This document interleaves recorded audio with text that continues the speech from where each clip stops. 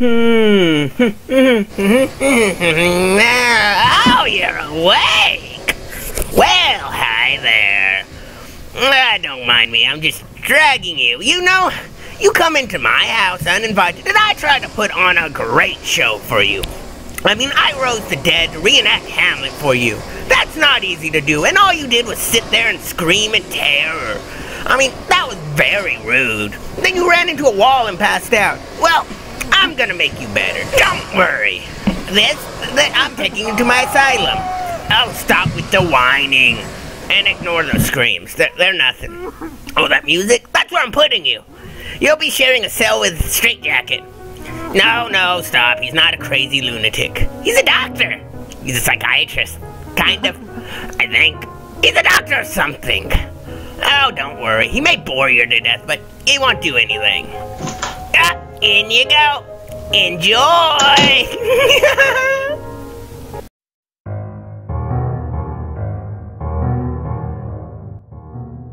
Hello everybody, my name is Straightjacket, and welcome, well, it's the Asylum for the Sane. So, Warlock Boo locked me up here. I can't get out, I've tried, trust me. Big guys, they roam the hall, so I'm trapped here, and I see he's thrown you in here with me as well. Because of that, we'll keep each other company. It's nice, I have checkers. I can finally stop playing solitary because that other me cheats. I'm watching you, reflection. Anyways, sorry, I've been alone a long time in here. This is where I've been. So, Boo's asked me, very courteously, because it's in my contract and I can't say no, to start explaining some psychology while I'm here of some rather interesting people that I've met.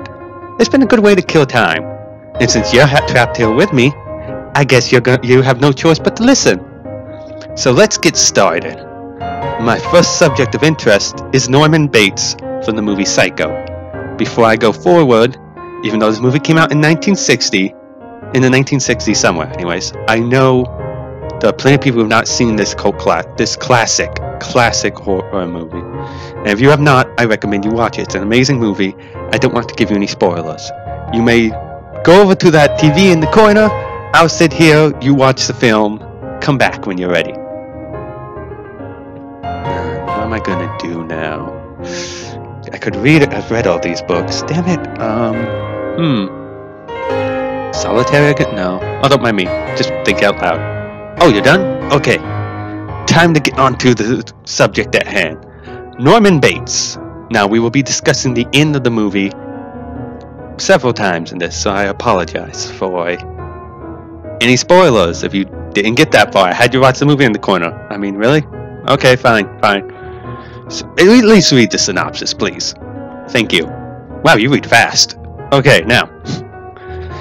The story of Norman Bates is, if you've seen the movie, if you've heard of the movie, or you read the synopsis, you know. He is a murderer. He brings people to his hotel, he kills them. But the whole time, you would not guess it because it's pointed out his mother is doing the killing. And this is where we get into the real psychology of Norman Bates. This timid, nervous man is in fact killing people. He has his mother's corpse in a room in the attic, and he talks to himself using her voice and his back and forth, ridiculing himself, insulting himself. His mother doesn't like him to have company or form meaningful relationships. He resorts to being a bit of a creep, peeping on people, watching them, and then as some kind of punishment for his own sexual desires, he manifests the personality of his mother, who often removes any object between him and his mother, so that he only has her to rely on. But the simple fact that she's dead really begins to speak in volumes about his psychosis. So let's begin by discussing this. First of all, we need to discuss the legal definition of insanity. For despite what I tell Boo when he locked me in here, insanity is a legal, not medical term.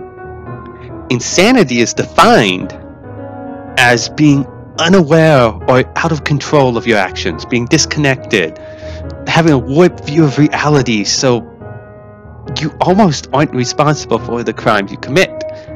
Many insane villains in comics and movies do not meet this criteria. For instance, the Joker from Batman, he is not legally insane. He might be mentally ill. And I could go on a rant about how he is actually just a psychopath who loves attention, but we're talking about Norman Bates here. So Norman Bates does meet the qualifications to be considered insane. He is beyond mentally ill. He has a whole disconnect from his actions and from reality, because he takes on this persona of his mother, who punishes him, who must punish others who gets between them, that it can only be the two of them in the world, which hints at two more things about Norman Bates' psychology. One, obviously in life, him and his mother had some kind of unhealthy relationship, possibly with physical or sexual abuse. Because the fixation, the connection of his mother and sexuality, the shame of his sexuality, his mother having to punish violently those who got between him and her. If she was not mentally ill and abusing him in some way, then that makes his mental illness even greater, because then he has this disconnection and his bizarre view of what a mother should be. And if that's the case, if she wasn't abusive, then he is far more damaged than I would think. But I would bet money that he is in fact a product of abuse. His mother obviously abused him in some way, obviously insulted him, ridiculed him, and for some bizarre grieving, he manifested that in his own psychosis. It's like he needed that to keep himself centered, because this is interesting, what I've found in personal experience for friends. When somebody is the byproduct of such abuse and control, even if it's not abuse, even if it's just extreme control, they don't know how to live without it.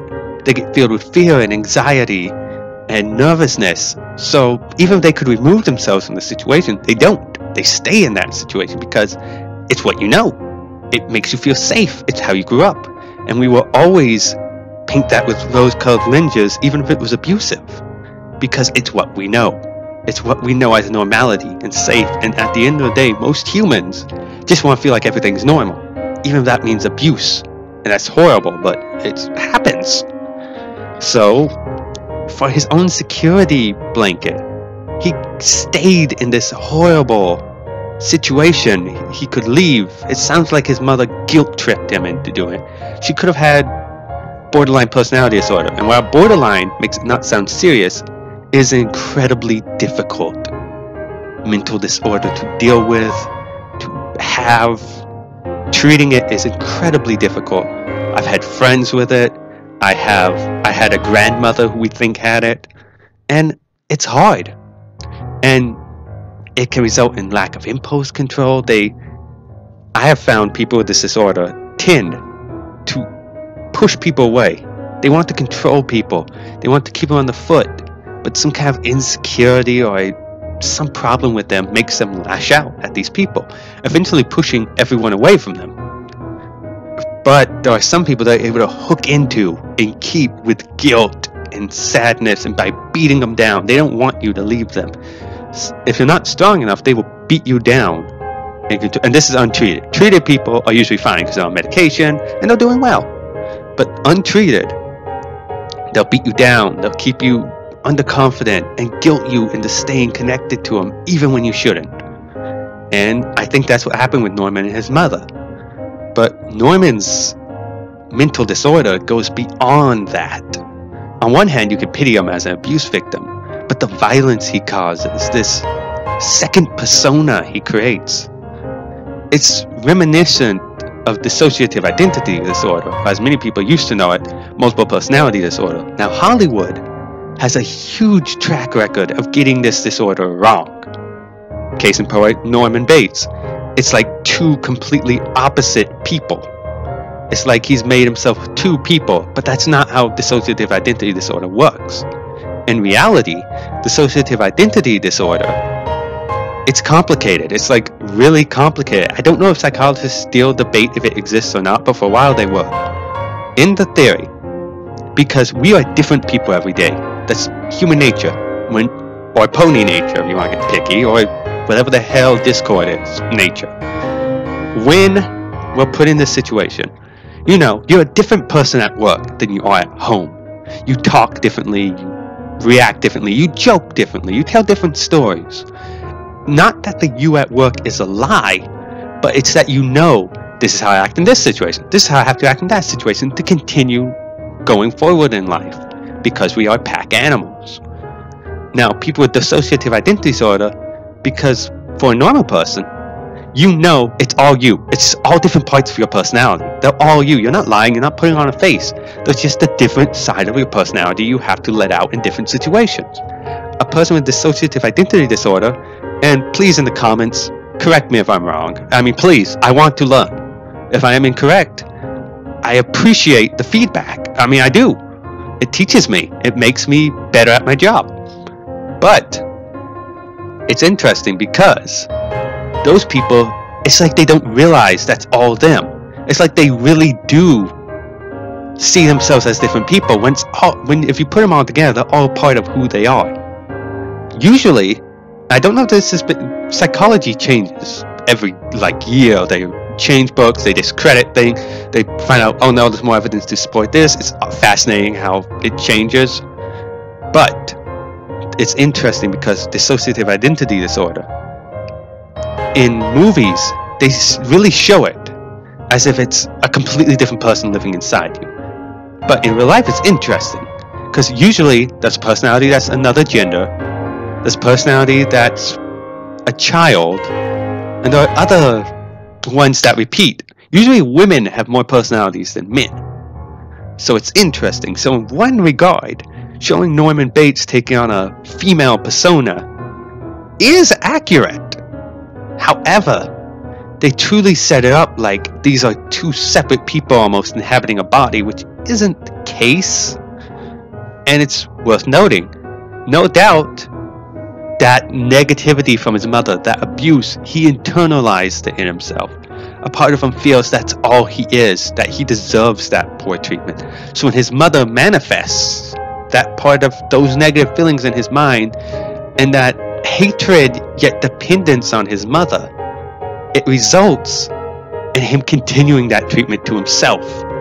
It's signs of a very hurt, damaged individual, and it's very tragic.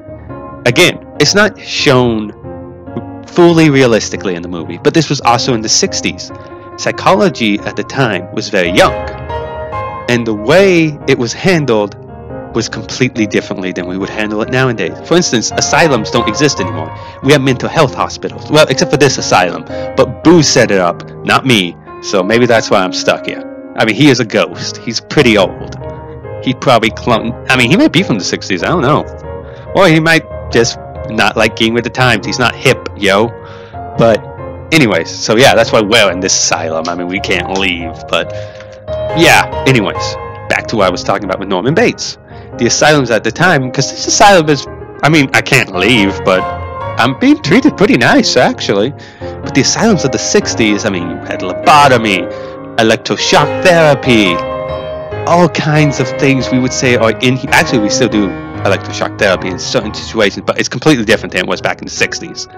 All the stuff in the 60s, we would see as barbaric now, because they were. So, and the understanding of certain disorders were nowhere near the same. Like, Norman Bates, nowadays, would probably be treated differently than he would be back then. For instance, okay, where was I on Norman? But God, I've lost my place. I'm sorry, I'm rambling. Where was I with Norman Bates? I've jumped subjects so many times. But yes, his multiple personalities, his abusive mother, that results in killing, specifically the woman we see at the beginning of the movie who he stabs to death in the shower, or how we see him perform his killings dressed as his mother. I believe that this comes back to a couple things. The first is resentment towards his mother. Resentment towards all women for how his mother treated him. But he himself does not want to carry that guilt and shame of killing a person. So by taking on the manifestation of his mother, someone he feels is much stronger, who always disapproved of his relationship with women, who always he felt like was deep down his root to all his problems. By manifesting as her to do the killings for him, he can keep his conscience free. So in one regard, you could argue he is aware of what he's doing, but he feigns ignorance with this mother character. However, as we see at the end of the movie when he's sitting in his jail cell going, I won't even swat this fly. They'll see. They'll look at her and go, why that, Mrs. Bates? She wouldn't even hurt a fly. That planning, conniving, but that clear sign that Norman is no longer there. Now only the mother remains. However, the situation probably will change once he's out of prison. He's under a stressful, dangerous situation. So in the misunderstanding of multiple personality disorder, dissociative identity, he willingly turns control over to the more controlling, the more powerful personality. No doubt once he's out of that situation, if there's a place he started to feel secure, he'd probably begin to become Norman again. Norman is not going to go away. That's not how dissociative identity works. But the situation he's in calls for the mother persona. So, interesting things. So his resentment towards women causes it... I know I jumped subject, I'm sorry, but his resentment towards women and his mother causes him to specifically target women. He dislikes them. I believe he's killed some men in the movies, but women are still what really sets it off. So there's that. The other thing comes back to Freud and the Oedipus complex. In Freudian psychology, men are jealous of their fathers because some suppress sexuality towards their mothers. It's really complicated and weird. And that situation, seeking to assert their male dominance, they want to symbolically usurp their fathers. I'm not sure how much I buy into that. Me and my father are very close, though he doesn't know I'm in this asylum for the sane, but you know, things happen. He's a good guy.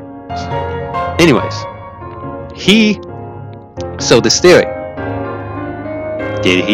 did they take Freudian psychology a step further and this entered into an Oedipus complex? With Oedipus is a Greek myth. Oedipus Rex, it was also a famous play. In the play, the king hears that his son will one day kill him and usurp him as king. So he has a servant take the child to the wilderness to die. And the servant leaves him on a tree, hanging from his ankle, and leaves. Well, one day, what happens that day, a shepherd and his wife come across the child and feel pity for it. So they take it in and raise it as their own. Oedipus grows up on his way to the capital, which is being pledged by a sphinx that unless you can solve her riddle, keeps killing people.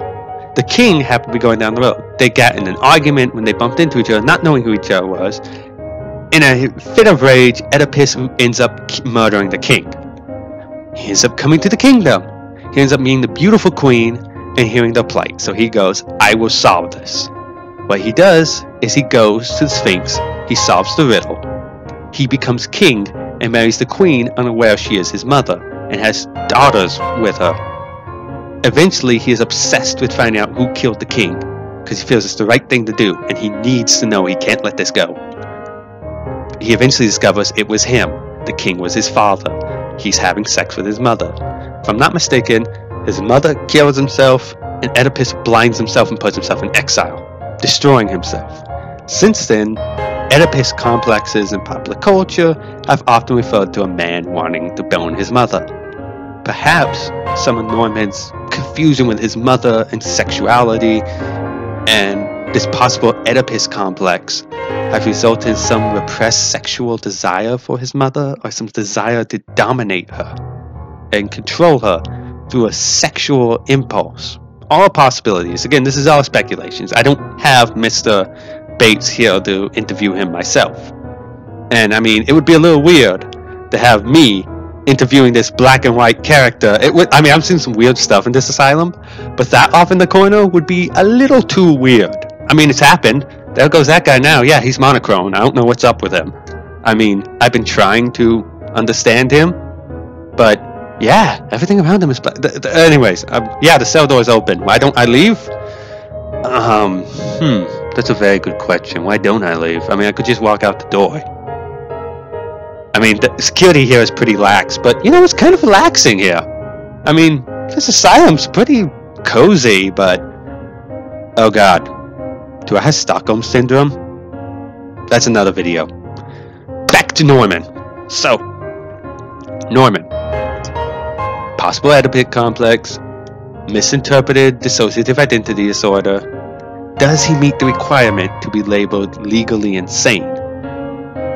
Yes. However, a good lawyer could probably argue against it, citing that he takes on this mother persona specifically when he wants to kill or do something wrong. You could argue he's in control. It's this bizarre desire to shift blame from himself. However, and you could argue that the final scene of the movie where the mother is the one thinking, is you could further argue that the mother persona is Norman Bates, and his Norman Bates persona is the disguise that he's actually this conniving, manipulative person feigning insanity. Which, if that is the case, one, from the fact that the mother personality is still the one, it still shows he's psychologically damaged and insane. However, if we imply that Norman Bates' persona is a fraud, a smokescreen to protect himself, then he is very much aware of his actions. He's highly manipulative and tricking, and yes, he would not meet the requirements to be insane. He would be put in prison, possibly executed. However, the more tragic route is to think, yes, he meets the requirements for insanity. He is truly not aware that him and his mother are one and the same.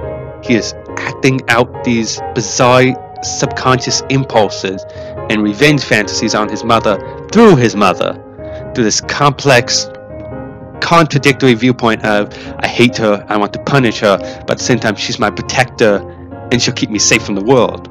So this complex view, he's truly not aware of what he's doing, in which case he would be sent to an insane asylum. Not like our Asylum for the Sane, which has lobsters every Thursday, which is pretty nice, but no. The insane asylums of the 60s, I would say it'd be worse for him than prison. Now, nowadays, he'd be sent to a mental health hospital. Hopefully, he would get the help he needs, but I mean, I have personal qualms with the psychiatric help that's offered nowadays. I mean, as recently as a year or two ago, we had Nevada Greyhound Therapy, which is a county basically goes, we can't afford to treat you, take this one-way ticket, go to the next county, report yourself in, they'll treat you, not our problem anymore. So, still problems with the system nowadays, but it's more likely he'd get help. Of course, there's also questions like, how did nobody know his mother died? How did they not smell her? How is he keeping the hotel running? Several questions. But, I mean, it was a brilliant movie. I recommend you go and check it out. See for yourself, what would you think he has? Or write me in the comment about how everything I said about him is wrong and be like, Straight Jacket, you forgot A, B, C, and D. And I'm sure I did. You've been sitting here listening to me rant, though, in the asylum with me. I know you're probably asking why am I commenting if I'm sitting across from you. It helps Boo, and Boo helps me. He locked me in here, sure, but I have Stockholm Syndrome, as we've established. So, I want him to succeed. So yeah, this is the first video in this series. Hopefully more will be done, and hopefully I can get better at it. If you like what you hear, make sure you like, comment, subscribe, please. You don't have to comment. I mean, it helps me and it helps Boo if you do. And if you like it, huge help. You don't have to subscribe. Because, I mean, I can't make you subscribe, but I would appreciate it greatly. Anyways, this has been Straight Jacket. I apologize for my absence. I hope you again join me in this asylum, and have a wonderful day.